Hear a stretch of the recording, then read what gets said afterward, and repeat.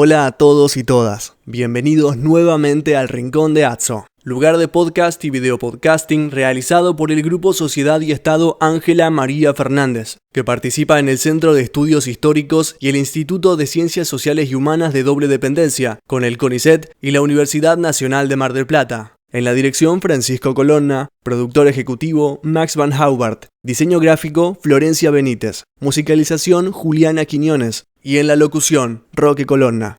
Los distintos capítulos del Rincón de Atso los encontrarás en el canal de YouTube de Aportes de la Historia y en iVoox.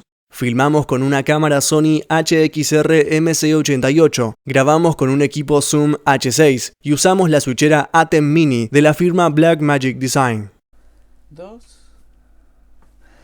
Hola a todos y todas, bienvenidos a un nuevo capítulo del Rincón de Atso, video podcasting del Grupo Sociedad y Estado que participa en esta emisión con el Colegio Nacional Dr. Arturo Humberto Ilia, el Centro de Estudios Históricos y el Instituto de Humanidades y Ciencias Sociales de doble dependencia con el CONICET y la Universidad Nacional de Mar del Plata. Este capítulo, Diana, está dedicado a Lolo Da Conte, que hace 3 semanas sufrió un accidente muy grave y bueno, por suerte su fortaleza y la de su papá lo ayudaron a superar este momento. Y nos acaban de informar que regresa a su casa. Exacto. Bien. Así que Lolo es de Argentino fuerza. Junior, Es no del de bicho. Flandria, pero bueno, pero todos tenemos un defecto. Bueno, Lolo, Fuerza, un Lola. beso muy grande. Dice, este es el episodio 82 y segundo del 2024. Hoy es jueves 25 de abril del 2024. En la dirección Francisco Colonna, la producción general Max Van Haubert y en la gráfica Florencia Benítez. Los dos últimos ofician estos días de corresponsales en Escocia. Mirá que... Edimburgo para hacer. Exactamente, qué nivel, ¿eh? Me acompaña Diana Duarte, docente regular de la Cátedra Americana General Preindependiente, Departamento de Historia, Facultad de Humanidades, y yo que la acompaño, como el Zócalo indica, trabajo donde el Zócalo lo dice. Este video podcasting está pensado para los alumnos de historia que cursan el seminario Historias Imperiales Conectadas Globales, trayectorias historiográficas en torno a la América colonial siglo XVI-XVIII, que se cursa en la Facultad de Humanidades. Sumamos a los alumnos de otras disciplinas y graduados en Ciencias Sociales y por supuesto, Diana, son bienvenidos otros públicos. Está orientado este video podcasting para un proceso de enseñanza-aprendizaje en la modalidad presencial. Diana dio este práctico ayer. O las formas de despresencialización como la educación a distancia, virtual o en aulas reconfiguradas de manera sincrónica o asincrónica. Esos otros públicos a los cuales me refiero pueden observar qué se enseña y cómo se enseña en la universidad pública, y es una forma de auditar cómo se invierte en educación pública. De esta manera damos cuenta a los ciudadanos que financian con sus impuestos nuestros salarios. También los invitamos a que ingresen a www.aportedelahistoria.com.ar para ver otras líneas de producción que ofrecemos de manera gratuita. Una forma de devolver ese esfuerzo que han hecho para garantizar nuestra formación. Si me permitís, sí. Una editorial. Vamos a agradecer a todos los compatriotas que nos acompañaron en todo el país en las marchas en defensa de la universidad pública. Yo creo que el debate que se está centrando acá en torno a esta cuestión no es en auditarnos. Yo creo que tiene que ver con un ataque, Diana, al ingreso irrestricto, a la gratuidad, y también hay un ataque contra los estudiantes extranjeros. Yo entiendo que nosotros nos debemos a la sociedad y que debemos debatir todas estas cuestiones.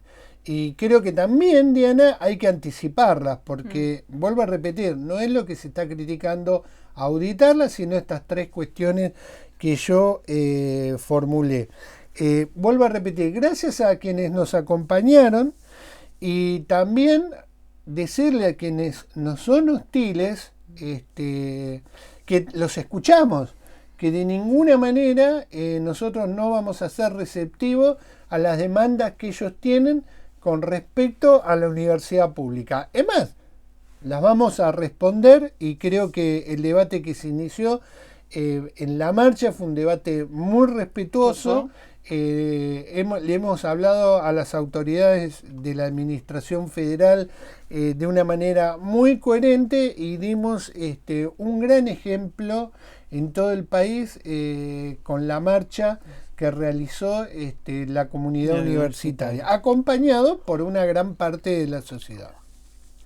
Diana, este miércoles se publicó el primer corto del año, que es una nueva serie, Fotografía en el aula instantánea, la hoja de contacto. En este video educativo tratamos de disputar las formas más canónicas que hay en la didáctica específica con respecto a cómo trabajar una imagen fotográfica en el aula. ¿Te puedo contar una anécdota? Cuente.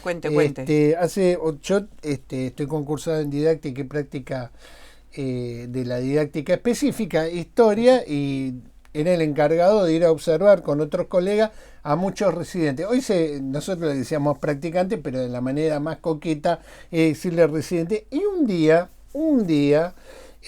vio una imagen que presenta el alumno, tal y cual, y bueno, empieza a hablar de esta imagen. Y dice, bueno, esta es una imagen de la masacre de My Lai que se produjo en Vietnam, en un acontecimiento dramático que participó una persona que era el subteniente Cale. Fue una masacre a una aldea de campesinos en Vietnam, ¿no? Yo no digo nada, termina la clase y le digo, disculpame una cosa, esa imagen que vos presentaste no tiene nada que ver con la masacre de My Lai. Se me queda mirando.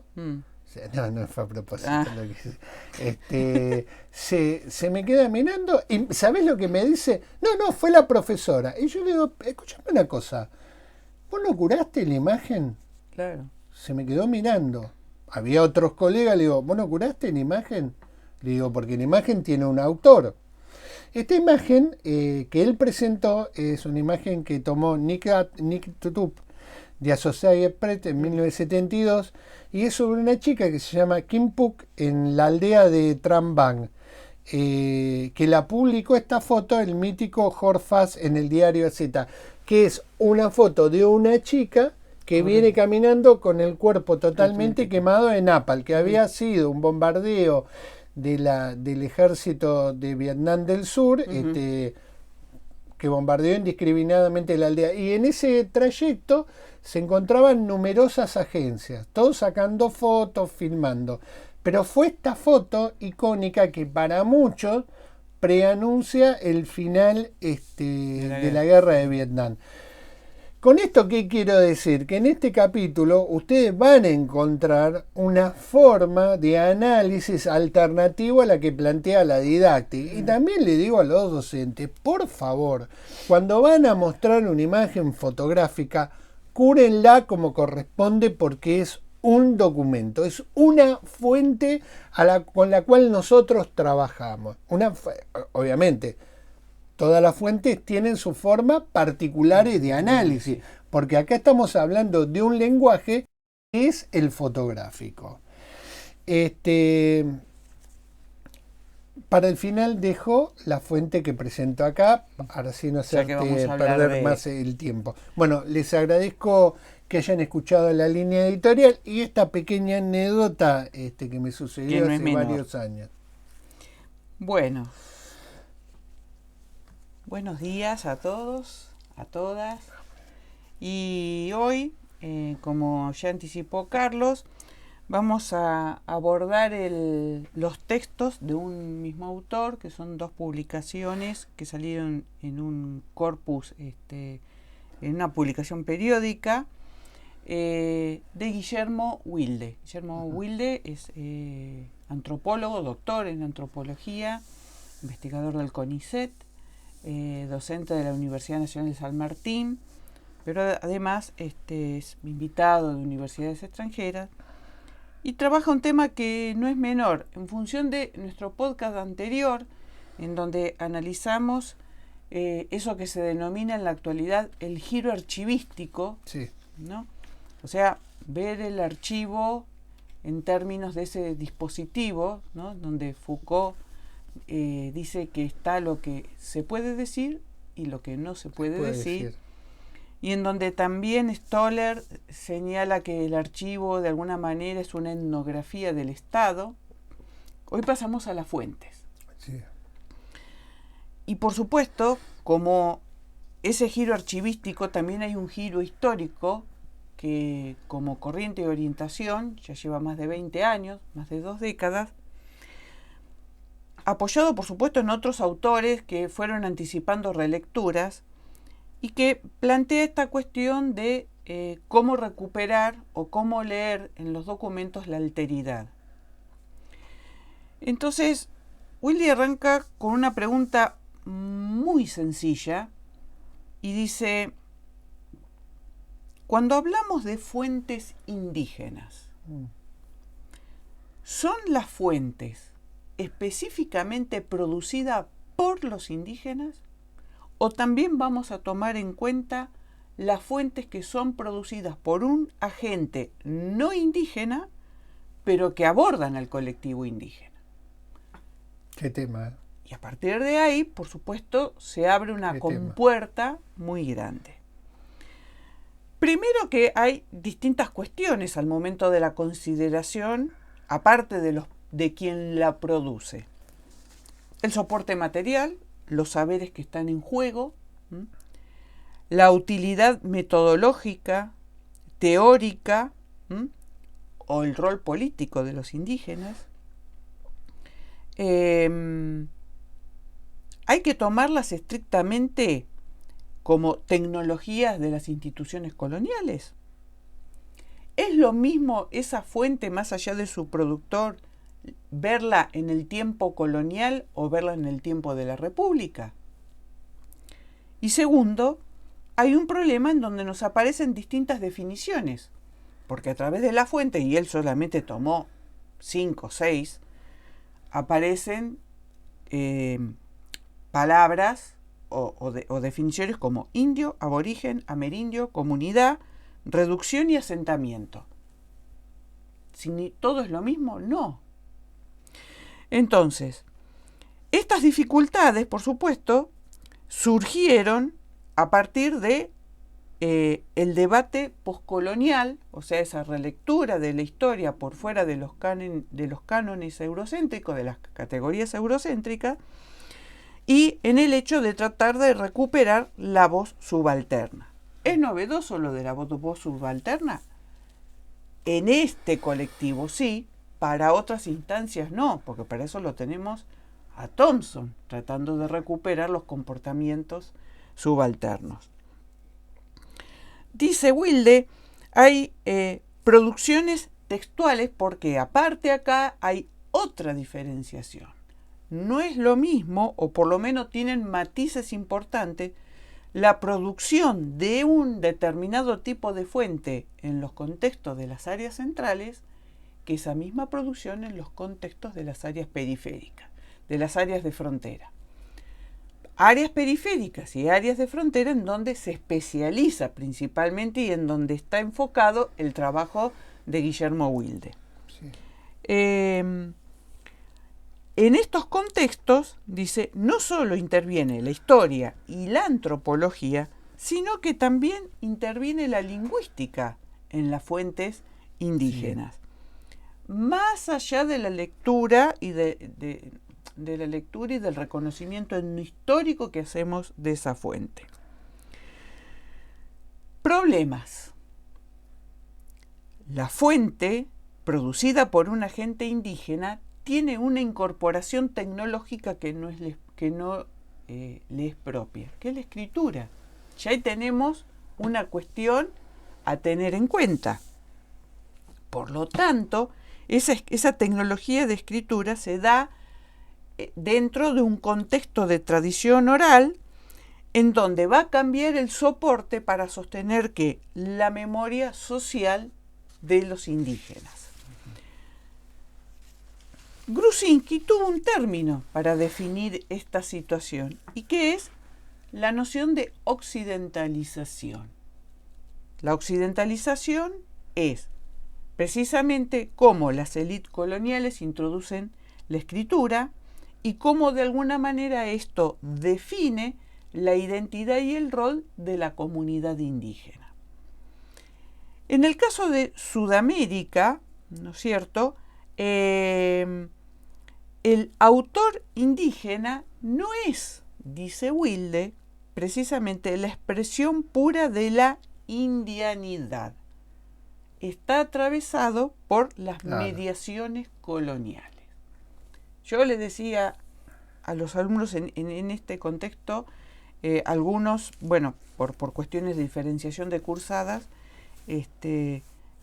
la lectura, por ejemplo, de los textos de Ana María Lorandi, donde confluye todo esto en el periodo borbónico y luego se traslada hacia el periodo republicano. Por lo tanto, estas escrituras indígenas, dice Wilde, tienen dos cuestiones. Tienen influencia que le son externas al grupo, pero también en su lectura uno puede observar contextos de conflicto y diferenciación anteriores a los españoles y que ya era un problema de la propia comunidad.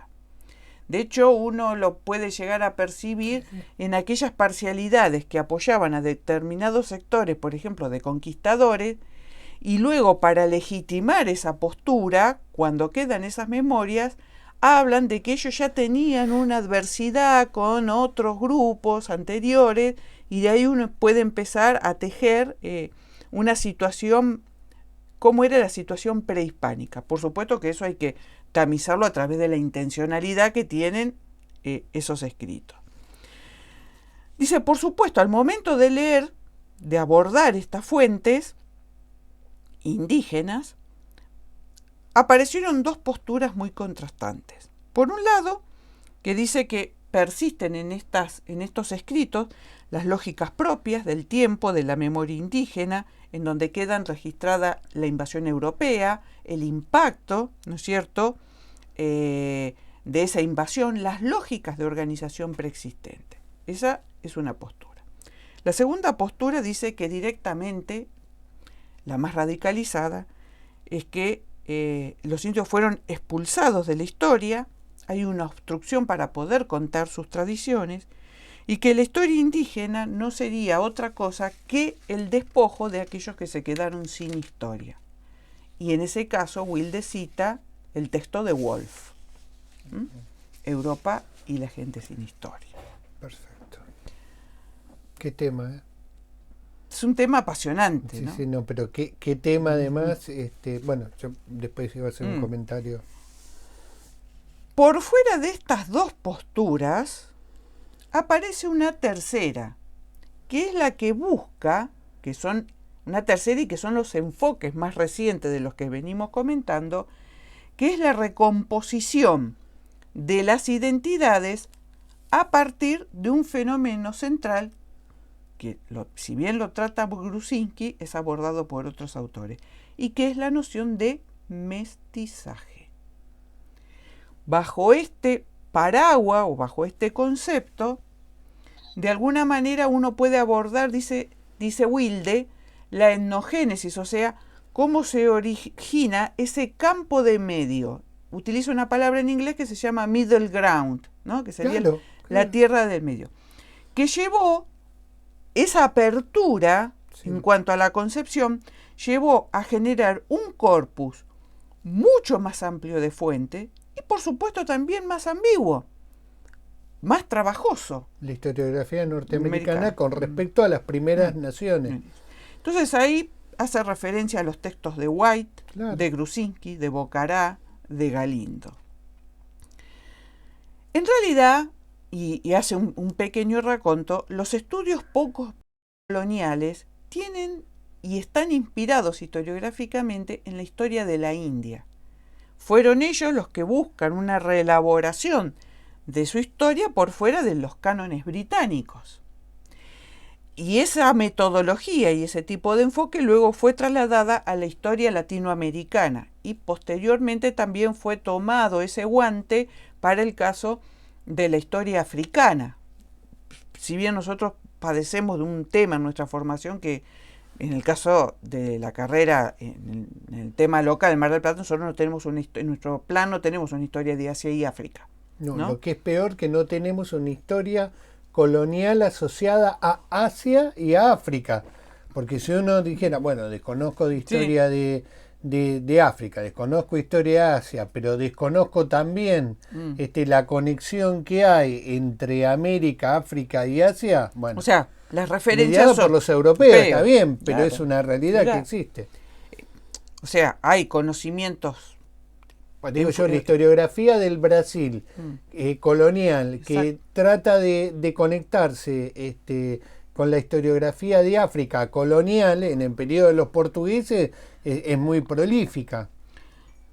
Por lo tanto, evidentemente, en el caso de América Latina, los colonizados, tanto los indios como los afrodescendientes, quedaron incorporados dentro de la tecnología del colonizador, que es la escritura. Las fuentes indígenas, dice Wilde, lo que demuestran es el problema que hay de poder entre, en la escritura, y esto es algo muy Foucaultiano, entre el colonizador y el colonizado. ¿Por qué? Porque precisamente, como dice Foucault, la escritura es un dispositivo que habilita la clasificación para poder controlar a la población y al territorio. O sea, Foucault nos apareció en el archivo y Foucault nos vuelve a aparecer en el tema de la fuente. El interés de los estudios postcoloniales por la escritura de y sobre los indígenas tiene un doble énfasis. Por un lado, la centralidad de los indios como actores y productores de relatos, y segundo, el desmantelamiento del discurso occidental sobre esa alteridad. ¿Por qué? Porque la historia aparecía solamente a partir de lo racional que significaba la presencia del europeo. Lo anterior no existía. ¿En dónde se focaliza principalmente el trabajo de Wilde? Sobre las áreas guaraníticas. Entonces, dice, en el caso de las experiencias de los guaraníes, hay una homogeneización que los jesuitas van a realizar sobre esos grupos. Y dice Wilde, hay una creación de una lengua cristiana a partir principalmente del siglo XVII. Los indígenas se apropian de la tecnología de la escritura y la usaron de manera autónoma precisamente para ir en contra de los propios jesuitas. Sí, y de registrar su propio idioma. Bueno, ahí es, porque es un caso muy específico el tema de los guaraníes. Sí. En donde se observa principalmente, y esto fue recuperado por otro antropólogo, Neumann, dice, a partir del conflicto que se genera en el siglo XVIII, con el Tratado de Madrid de 1750, que es cuando la corona española, por decirlo muy rápido, la corona española y la corona portuguesa tienen que desandar aquella convivencia y hay que nuevamente establecer los límites entre las colonias, en el caso de lo que es actualmente Brasil, respecto de nuestro territorio, el del Paraguay, etc. Mapa que se encuentra, ese mapa de ese tratado se encuentra en Aporte de Historia. Se encuentra la versión original y una versión que hicimos nosotros para el aula, con colores y tal y cual. Entonces, ese contexto, ¿no es cierto?, se desarrolla lo que se conoció como Guerra Guaranítica. Sí. Y en esos escritos que redactan los guaraníes, lo que se puede observar es las características de la estructura política administrativa que los jesuitas habían aplicado sobre ellos, ¿no? cómo se ejecuta ese ordenamiento y cómo esa tradición va a continuar luego de esta situación. Con lo cual esas fuentes tienen una riqueza doble, triple, por todos esos motivos, porque es una estratigrafía de lógicas y de estrategia respecto del colonizado y el colonizador. Después da, por ejemplo, otros casos, ejemplos para otras áreas de frontera, como son Moxos y Chiquitos, en el actual territorio de Muy Bolivia. dinámica después en la guerra de independencia, o en el proceso. En donde luego de la expulsión de los religiosos, algunas etnias administraron los propios archivos. Luego tenemos otro ejemplo, en el caso de los estudios de Jerez, otro antropólogo, que es el martirio de los jesuitas en la tercera década del 17, en 1630, en lo que se conoce como el Gran Chaco. Una zona de frontera donde se daban intercambios entre distintos grupos étnicos y por lo tanto ahí son los jesuitas quienes van a relatar los martirios que sufrieron sus compañeros de claustro. Más allá de los tormentos, toda la descripción y el contexto de quienes producen el martirio, de cómo se comportan, cuáles son sus prácticas, no deja de ser una fuente de información que por supuesto hay que quitarle la modulación del sacerdote, del europeo, pero en el fondo queda un sedazo, ¿no?, de información recuperable. Dice Wilde, los misioneros, dice, no dejan de ser antropólogos avant la lettre, apelando, ¿no?, esa yo lo llamo, concepto francés. Copiando algo, antropólogos inocentes. Dice, en realidad lo que hay, dice, es un formato de etnología comparativa. Claro. Dice, serían los diarios de campo que llevamos los antropólogos. Sí. Que esto hay que unirlo con la lectura anterior, cuando tanto Stoller como Platt dice, los antropólogos somos muy renuentes a ir al archivo. Nosotros queremos hacer campo. Bueno, es hora, dijeron los dos autores, de que los antropólogos se hagan amigos del archivo papel. Otro ejemplo, en el caso de Obermayr, para el nordeste del Brasil. Lugar particular. ¿Por qué? Porque por ahí pasaron españoles, portugueses, franceses y holandeses. Principalmente sabemos la experiencia de los Países Bajos en Pernambuco. Ahí hay una etnia que son los indios potiraguas, ¿no? Si bien toda esa zona tiene presencia de jesuitas, pero los potiraguas tuvieron una particularidad. Se hicieron aliados de los holandeses. A tal punto que hubo dos indios potiraguas, uno Potí y otro Peraupava, que fueron llevados a Países Bajos, los instruyeron en el neerlandés. Ay, qué difícil. O sea, pensemos el salto que hay de una lengua tupí al neerlandés, y a partir de ahí se convirtieron en intérpretes de los holandeses, o sea, estuvieron en Europa, pero además recibieron instrucción militar y volvieron como capitanes. O sea, qué transformación. ¿Qué transformación? Lo digo bajito. Bajito. Ahora, dice Wilde, no son los únicos casos de nativos que fueron trasladados al continente europeo, fueron educados en esa lógica y retornaron reincorporados. Lo hicieron los franceses, lo hicieron está bien que los españoles lo hicieron más con las élites. Tenemos este caso. Por lo tanto, dice, hay una circulación atlántica de los indígenas en donde se producen redes globales de conocimiento y de poder.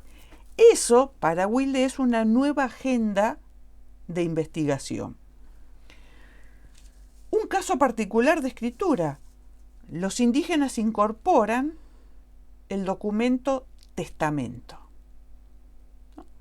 Y en ese caso, lo que están demostrando es, primero, la adopción del método de la escritura. Segundo, una forma documental de legitimar el poder de los caciques. Porque nosotros vemos en muchas fuentes que cuando testan sus tierras, nosotros usamos en la general un testamento que es el de Gabriel Guarache, que es un curaca que da con una posición económica interesante. Eso es para discutir por otro motivo, viene esa fuente. Pero lo cierto es que él en ese texto fundamenta cuál es su genealogía, concluye por qué, y a partir de ahí dice qué le deja a cada hijo, ¿no? Entonces va discriminando por piso ecológico, rebaños, tierras, cultivos, etcétera, etcétera. Muy ordenado. Y también reconoce, dice esos textos de alguna manera, la situación inevitable ante la muerte, o sea, perecemos, o sea, no estamos en otro lugar. Por lo tanto, dice, las lecturas retrospectivas del pasado de estas fuentes son todo un desafío. No solamente ingresa la antropología histórica, sino que también tenemos que tratar de comprender las lógicas, por ejemplo, en los casos de la ocupación de las tierras. Porque esos textos escritos después son los que de alguna manera uno recuerda cuando Plat hablaba de Don Gumar, que iba y le buscaba a los distintos caciques las escrituras para que ellos pudieran reclamar. Bueno, eso se encuentra acá. Y de alguna manera estos instrumentos sirvieron por la lucha de la conservación de las tierras, los procesos de territorialización, que de alguna manera, dependiendo después las experiencias, no las coloniales, sino las republicanas, generaron nuevos conflictos. Porque no es el motivo de este podcast, pero después nosotros sabemos muy bien que en función del nuevo ordenamiento político no significó que todo fuera agraciadamente reconocido, ¿no? El otro texto, que en realidad es una secuencia, una sucesión, es ya plantearnos el caso en la Sudamérica colonial y republicana, ¿no? En donde hay tres elementos a tener en cuenta. Qué bueno esto. La escritura, el poder y la memoria. Entonces dice Wilde, nosotros tenemos una agencia indígena, ¿no? Y tenemos una producción textual. De esa producción, nosotros tenemos una tecnología del saber, que no es indígena, que es lo que viene señalando él, que es la escritura, y del otro lado tenemos los dispositivos del poder colonial. Eso él lo llama operaciones discursivas. Y ahí la antropología histórica es la que tiene que rescatar los que no tenían voz. Y a partir de ahí se empieza a elaborar esta noción de la agentividad subalterna. ¿Cómo? Porque es cierto, dice, el discurso hegemónico se encargó de clasificar, normalizar, invisibilizar a los grupos indígenas. Entonces, ¿cómo son esos textos? ¿No? Hay modos de producción de conocimiento en el Nuevo Mundo, ¿no? No hay una tipología sistematizada de géneros documentales. Van surgiendo. Es más, lo que está sugiriendo es que hay que hacer una clasificación de esos géneros documentales, que va a cubrir desde el siglo XVI hasta el siglo XIX, o sea, la colonia y los periodos republicanos. En distintos espacios hay referencia a la presencia indígena, tanto en el tiempo colonial como en el republicano, pero en las voces indígenas también hay que distinguir un tema que no es menor: rupturas y continuidades. Entonces, esta cuestión de dos tiempos, el colonial y el republicano, nosotros sabemos muy bien que no son todas rupturas y muchas veces tenemos más continuidades de las deseables. Hay diferentes tradiciones nacionales y regionales en cuanto a la producción de textos, claro. Estaba pensando en la historia de México en el proceso de la Revolución. primero, si vos querés, de las rebeliones y después de la independencia, discúlpame. Pero además, dice, siendo que el factor colonizante, o sea, la metrópoli, no es la misma, porque tenemos experiencia española, portuguesa, inglesa, francesa y holandesa. Y estos distintos formatos, por supuesto, dan en consecuencia distintas lógicas de narrativa. Dice, además, pesa lo regional, porque aquí va de nuevo con esta idea, no es lo mismo las áreas centrales que las periféricas para la experiencia española.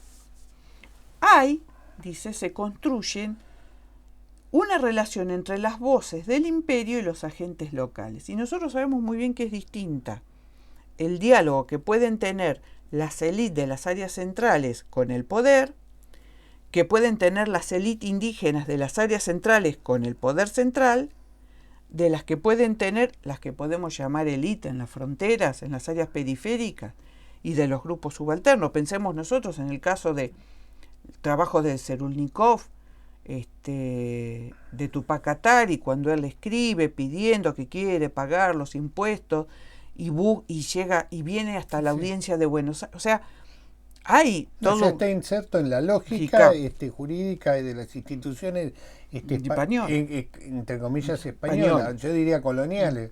Entonces dice, las regiones fronterizas, por ejemplo, y cita casos, el Chile austral, Chiquitos y Chaco, ¿no?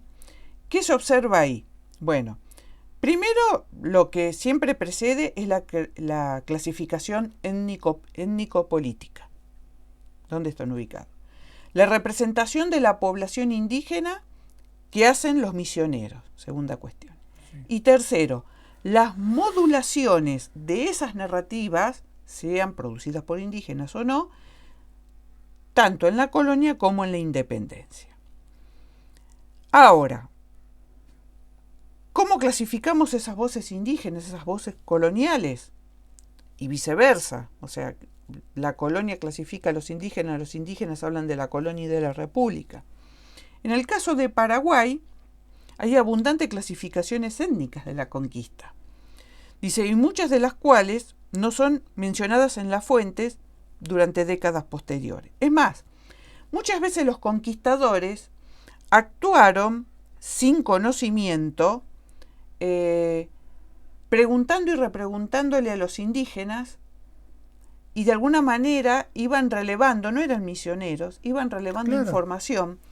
¿Por qué?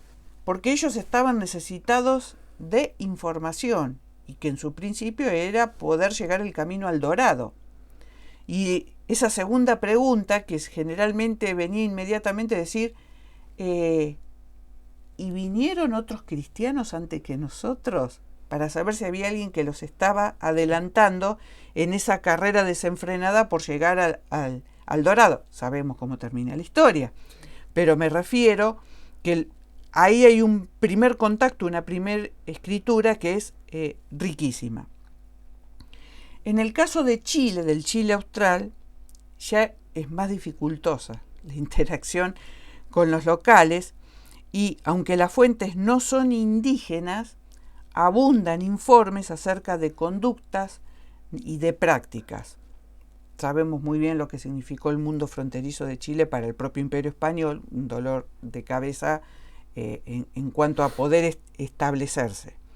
En el caso de Chiquitos, los documentos oficiales buscan controlar las prácticas, conocer los orígenes étnicos, y la sociedad criolla, como buena área de frontera, se va a volcar más a las prácticas indígenas que a las prácticas españolas. Un clásico, ¿no? El criollo, como decía nuestro maestro, que prefiere internarse a convivir con los indios y no quedarse en el mundo español, ¿no? Y en el caso de Corrientes, los pueblos estaban sometidos al sistema de encomienda, que era un sistema bastante estricto y riguroso, ¿no? Y en los documentos, de alguna manera, los indígenas buscan hacer valer un elemento fundamental de la ley indiana, que es la ley del cacicazgo. Porque acordémonos que legislativamente, desde el punto de vista de la ley, se habían generado dos grandes repúblicas, la República de los Indios y la República de los Españoles. Pues bien, todas esas cuestiones, esos documentos buscan salvaguardar esa jefatura étnica. En realidad, dice Wilde, estas fuentes representan o nos acercan a los indígenas. Y si fueron escritas por indígenas, nos van a dar una mayor fiabilidad. Pero eso no significa que descartemos a las otras, ¿no? Ese es el gran trabajo de desandar ese camino. Entonces se pregunta si la escritura misional no es un género en sí mismo. Porque él trabaja precisamente con la acción de los jesuitas en estas áreas de frontera, ¿no? Los géneros documentales, dice, expresan las dinámicas y la naturaleza etnográfica, se pregunta. Hay un jesuita, Pedro Lozano, que participa de la pacificación de los indios malbalaes, y los jesuitas escriben en primer persona la voz del propio cacique. O sea, con comillas, habla el cacique, ¿no? Y transcriben en primera persona. Dice, hay un gran corpus documental, de hecho nosotros sabemos que los archivos jesuitas son muy atesorados y deseados por los trabajos de investigación, de crónicas que construyeron esa alteridad. Paradójicamente, en esa alteridad construida, la voz indígena, y la pone entrecomillada Wilde, la voz indígena habla. Claro. Y nos sorprende, y es muy potente, a pesar de que está mediada por alguien que está transitando una transmisión de oral escrito, claro, con las simplificaciones. Dice, los discursos de los agentes no coloniales pueden ser una fuente indígena, pueden representar la alteridad. Y entonces acá hace una diferenciación. Por un lado tenemos el caso de los misioneros que modulan, ¿no?, en las áreas fronterizas esa voz indígena, y él los denomina voces indígenas encapsuladas. Y de alguna manera dicen que son voces polifónicas, ¿no?, que dan cuenta de la adaptación a la vida colonial. Pero por el otro lado, dice, tenemos aquellas fuentes en donde los que intervienen son, los dos puntos de intervención son indígenas, en donde se habla y se compara los comportamientos de las distintas etnias. O sea, hay un diálogo entre los nativos. En ese caso, él habla de monólogos dialogantes. Se pregunta Wilde, ¿pueden ser considerados los textos misioneros textos antropológicos? Y él dice, no. Dice, realmente son lo opuesto. ¿Por qué? Dice, porque en realidad los misioneros como agentes colonizadores no tenían la intención de estudiar, comprender las especificidades y las diferencias, sino lo que buscan es el proceso de evangelización, de cristianización. Lo que no implica no reconocer, dice, la dimensión misionera en cuanto a ordenar, administrar, llevar adelante la tarea espiritual evangelizadora, pero hay que rescatar, dice Wilde, la curiosidad genuina que tienen los textos. Porque además no eran antropólogos, porque la antropología ya sabemos que como disciplina no existía, pero además vos sabés que hoy muchos jesuitas sí tienen estudios en antropología. De hecho, yo les recordaba a los chicos, por ejemplo, los textos de Fray Bartolomé de las Casas, sí, ¿no?, que de alguna manera, dice, sin querer serlo, son los primeros textos etnográficos que se tienen, porque se toma un tiempo. Exacto. No. En el hecho en el relevamiento, en esos informes y en esas denuncias, ¿no?, que él hace sobre la destrucción de las Indias, ¿no?, textos que por supuesto fueron ocultados durante mucho tiempo y que son recuperados luego en el periodo revolucionario. Pero por supuesto en un punto va a terminar la colonia y comienza la independencia, o vamos tránsito a la formulación de los esquemas republicanos. En el caso de Chiquitos, su preocupación siempre son las fronteras. Dice, los sacerdotes fueron administradores, ¿no es cierto?, de esas regiones y de esas administraciones hasta la última década del siglo XVIII. Y luego esa administración pasó, sabemos nosotros que pasó a estar en manos de funcionarios laicos. Es un periodo en donde aparecen las reformas, se ven manifestadas en los documentos. Estamos hablando de las reformas borbónicas, donde todos los documentos apelan a que las poblaciones hay que buscar la manera de recuperar la economía, fomentar el comercio, la agricultura. Los textos de los colonizadores buscan reforzar la lealtad de los indígenas con el rey. Exactamente. Sacar la intermediación. Por lo tanto, dice, es un periodo secular en los símbolos de la monarquía. Y en los textos también, en las fuentes, hay un proceso de secularización. Hay una reforma se busca reformar las costumbres de los indígenas, una reestructuración de la educación y de las prácticas religiosas. Por supuesto, dice, los textos con textos no solamente se resalta la fidelidad del rey, sino que en los cabildos indígenas se mandan a colgar retratos de la familia real. Cosa que no es sorprendente. Punto. En el caso del Paraguay, entre 1768 a 1831, un estudio que realiza, hay una modulación del discurso indígena entre la colonia y el proceso de independencia. Los documentos de las misiones del Paraguay se pueden clasificar en 6 momentos: la expulsión de los jesuitas, la crisis post-jesuita, la época de las reformas, la era de la revolución, el ciclo artiguista y, por último, la disolución de los pueblos y el éxodo de la población. Los documentos están escritos en guaraní y hay una interacción entre los líderes indígenas y las autoridades de las misiones del Paraguay, tanto para el periodo colonial como para el republicano. Todos los textos fueron escritos por indígenas, excepto hay un solo texto que es bilingüe y que es la proclama bilingüe de Belgrano a los pueblos misioneros. Sabía cómo hablarles. Exactamente. Hay una transformación de la escritura indígena.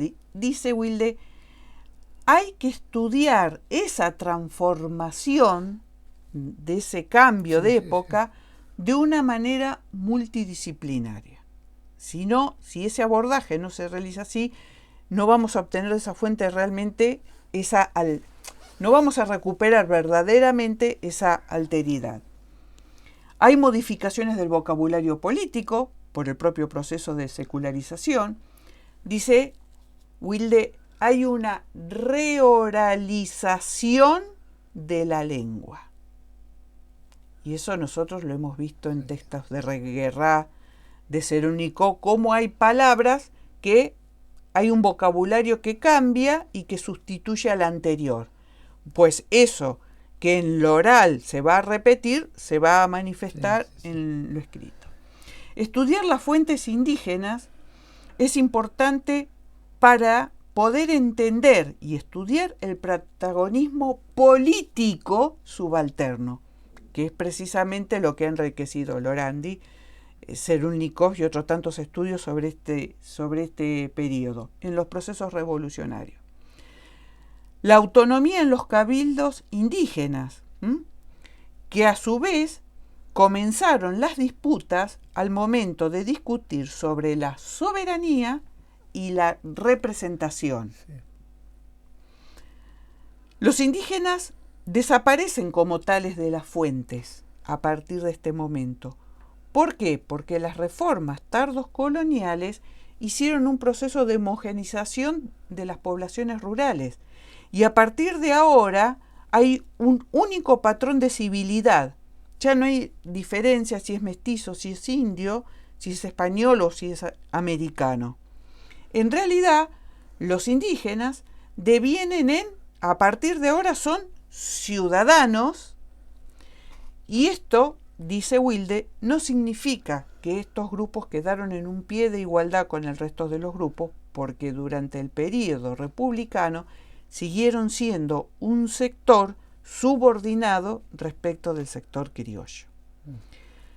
Esto es dicho de una manera rápida, ¿no? Como Wilde se introduce en este esfuerzo realmente que hay que hacer por rescatar estas voces, por rescatar esta alteridad.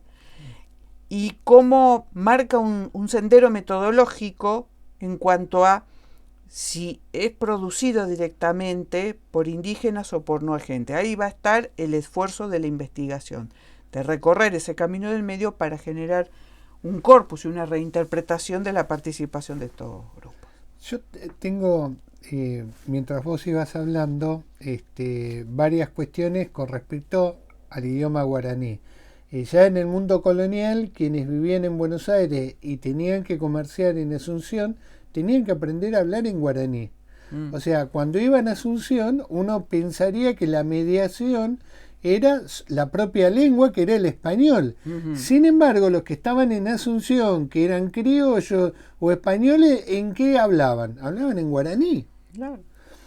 Y voy a saltar varios siglos después, cuando vos hoy te encontrás a inmigrantes, voy a citar casos extremos como coreanos, que lo primero que aprenden es hablar en guaraní, porque eso ¿qué les garantiza?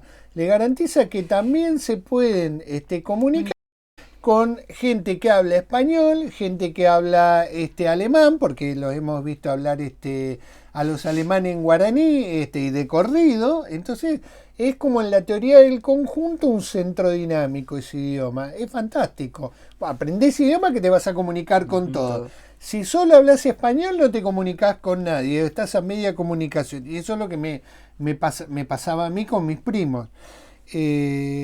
O sea que también hay una mediación del idioma muy importante también, y que además es un idioma oficial, porque su presidente y los ministros y los comunicadores oficiales todos te hablan en guaraní. Entonces ahí por ahí se entiende lo que quiero decir, que cuando un extranjero llega aprende a hablar ese idioma, que es el guaraní, y después aprende el español.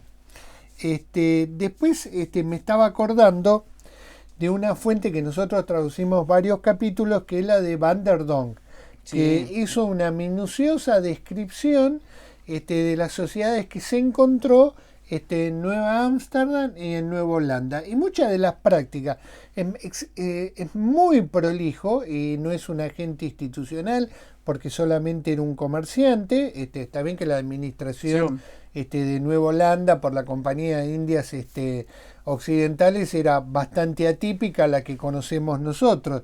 Pero, digamos, ahí tenés innumerables fuentes de los Países Bajos de comerciantes que tratan de rescatar todas las costumbres. Es más, hay uno que le dice, tenés que escribir lo que yo te estoy contando. Otro le dice, no, contá esta historia. Y él lo que iba buscando eran las respuestas que a él lo sorprendía. Y ni qué decir con las fuentes que producen los jesuitas sobre los hurones. O sea, si hoy llegamos a entender cómo está compuesta en 4 naciones la nación hurón, y cómo los franceses tuvieron que adaptar la idea de institucionalidad territorial para el comercio que tenían los hurones, ahí podemos entender por qué los franceses actúan de la manera que actúan. De hecho, entonces, primero, vos tenés la fuente de Van der Donck para Países Bajos, que es bastante aproximativa y fiable. Después tenés la propia fuente de los jesuitas sobre los hurones, donde los hurones también bucean para reconocerse a sí mismos, porque ahí hay mucha información de ellos. Sobre esto, sobre Nueva Francia, nosotros hicimos 2 podcasts Nueva Francia la primera Sí. parte, la segunda sobre Nueva Holanda también, que podría ser una forma de repaso sobre estas situaciones para nuestros colegas. Y lo último que te quería comentar, y yo siempre me pregunté, y hay también un podcast sobre esto, es sobre la película Manto Negro. Digamos, Ahí. cómo desde la ficción se puede abordar una cuestión que, si vos la analizás desde la fuente, los estudios de historiadores, antropólogos, etnográfica, es muy precisa en la coexistencia de un jesuita que intenta en un viaje evangelizar y fracasa. Sí.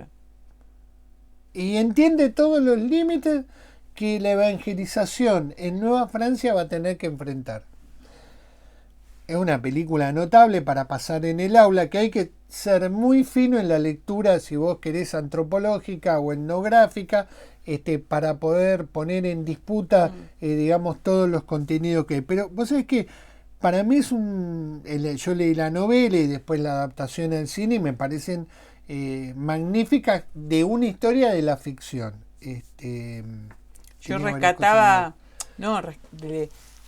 comentaba ayer que el tema de la tecnología de la escritura, y utilicé como ejemplo, precisamente claro, porque, como dice Will, notable. como dice Will, de que esas fuentes va a depender qué cabecera colonizadora está al frente, si España, Portugal, Francia, Inglaterra, Holanda. Esa escena, el Manto Negro, cuando está sentado al lado del brujo y le dice, ¿usted qué hace con eso? Y dice, escribo porque me puedo comunicar. Y el brujo lo mira y le manda el papelito, y vuelve el sacerdote que está mirando el lago, vuelve y cuenta lo que el brujo le contó al padre Lafort, y a partir de ese momento lo considera un demonio, porque claro, piensa es un demonio, pero además no es un demonio porque es un demonio, porque puede llevar la oralidad a la escritura, sino porque es una competencia, porque puede hacer más cosas que Ho Chi Minh. Ho Chi Minh es un personaje fantástico, pero bueno, esa era una de las cuestiones que yo me planteé, cómo de la ficción se puede hacer una descripción de un conflicto o de una historia tan potente como esa. ¿Y por qué es? Porque los jesuitas también han dejado innumerables fuentes, que digamos, los historiadores la utilizan. Tenemos una famosa historiadora recientemente fallecida, que nosotros hemos tratado mucho acá, que comparaba a las mujeres huronas con las mujeres francesas en el siglo XVII. Y bueno, digamos, no es que la descartaron como fuente, obviamente, como vos decís, con todas las precauciones y todas las mediaciones que se deben tener.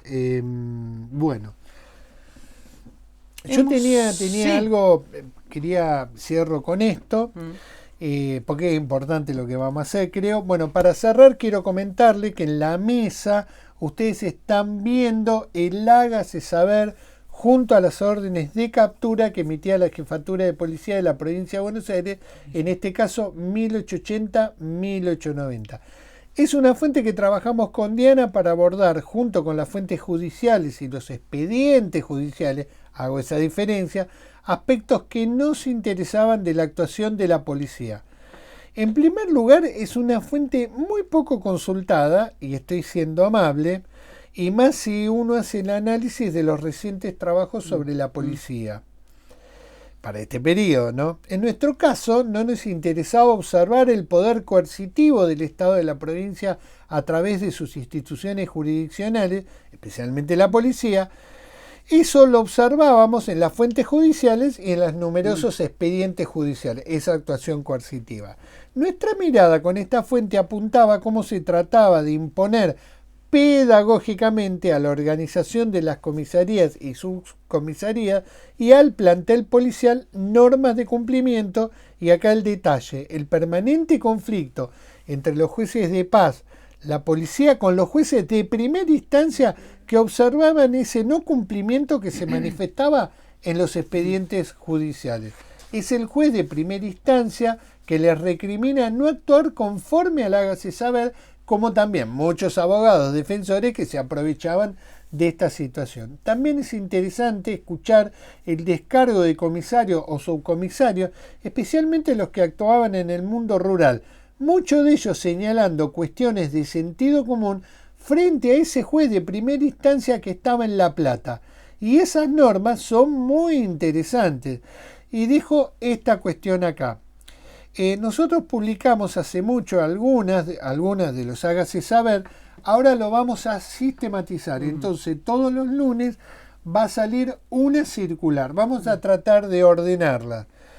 En el hágase saber para la policía, las normas de cumplimiento y también las órdenes de captura. Vamos a ir poniendo una en una y las vamos a ubicar en línea para que los historiadores o el público en general quiera consultarla. Diana, te dejo la despedida a vos. Bueno, hemos llegado a...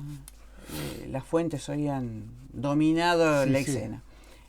Bueno, hemos llegado al final de un nuevo podcast de acá del Rincón de Atso. Como decimos siempre, muchas gracias por acompañarnos. Ya saben, si les gustó les dan un like. Si no están suscritos, se suscriben al canal de Aportes de la Historia. Y bueno, nos vamos a... que tengan todos una muy buena jornada. Nos vemos en una próxima entrega.